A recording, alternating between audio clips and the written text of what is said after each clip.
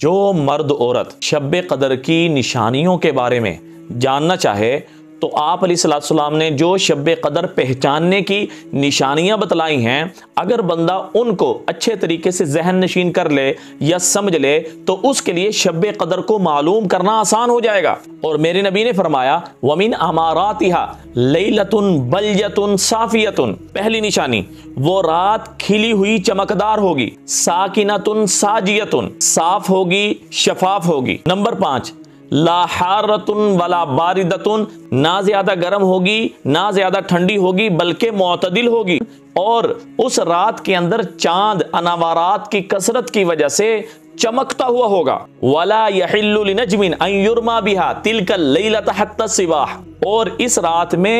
صبح تک جو رات کے ستارے ہیں وہ شیاطین کو نہیں مارے جاتے۔ اور وَمِنْ أَمَارَاتِهَا أَنَّ الشَّمْسَ تَطْلُعُ صَبِيحَتَهَا لَا شُعَاعَ لَهَا، گویا کہ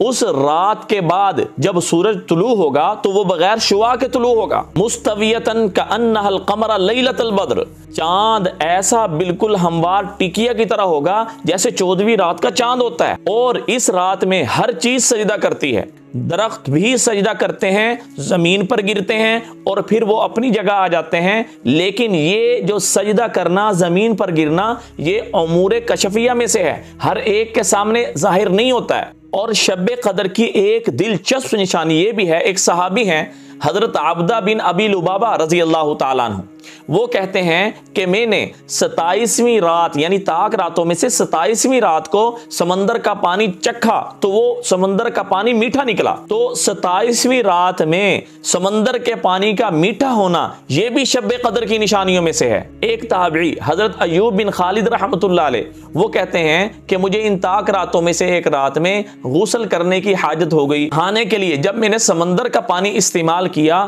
تو وہ پانی میٹھا تھا، جب میری زبان پہ لگا تو اس کی مٹھاس مجھے محسوس ہوئی، حالانکہ سمندر کا پانی تو نمکین ہوتا ہے، وہ تو انسان پی نہیں سکتا، تو وہ سمندر کے پانی کا میٹھا ہونا بھی شب قدر کی نشانیوں میں سے ہے۔ تو یہ جو نشانیاں تھی جو آپ علیہ السلام کی زندگی، صحابہ اور تابعین کی زندگی سے ہمیں ملتا ہے، وہ میں نے آپ کے سامنے بتلا دی۔ اب جو مرد عورت جاننا چاہتا ہے کہ شب قدر کون سی طاق راتوں میں ہے تو وہ ان نشانیوں کو سامنے رکھ کر معلوم کر سکتا ہے کہ آیا یہ رات جو گزری ہے یہ شب قدر تھی یا نہیں تھی۔ تو دعاؤں میں یاد رکھیں، صدقہ جاری سمجھ کے شیئر کریں۔ اللہ حافظ، السلام علیکم ورحمۃ اللہ وبرکاتہ۔